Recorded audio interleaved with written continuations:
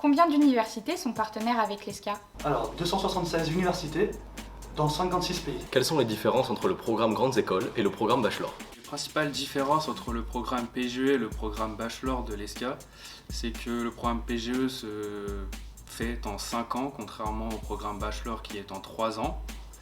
Le programme Bachelor permet donc de se professionnaliser plus vite. On est plus vite opérationnel que le programme PGE qui nécessite 2 années supplémentaires. Quels sont les pourcentages de personnes redoublantes en première année? Sur le campus d'Aix-en-Provence, le nombre d'élèves redoublants varie entre 1 à 2 personnes par promo. Est-ce qu'il y a beaucoup de mathématiques à l'ESCA?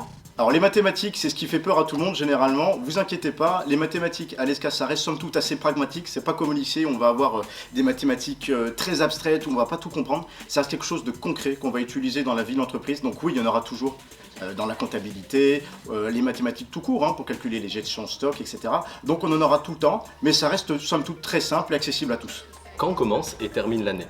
Techniquement, l'année commence début septembre et se termine fin avril, mais lorsqu'on intègre la première année, nous avons une semaine d'intégration qui se fait généralement fin août, et puis les examens arrivent fin avril pour pouvoir laisser mai et juin pour la période de stage. Comment sommes-nous évalués? Est-ce que ce sont du contrôle continu, des DS ou des examens oraux? Nous sommes évalués du coup tout au long de l'année, on a 2 semestres, donc des évaluations intermédiaires au milieu du semestre 1 et des évaluations finales à la fin du semestre.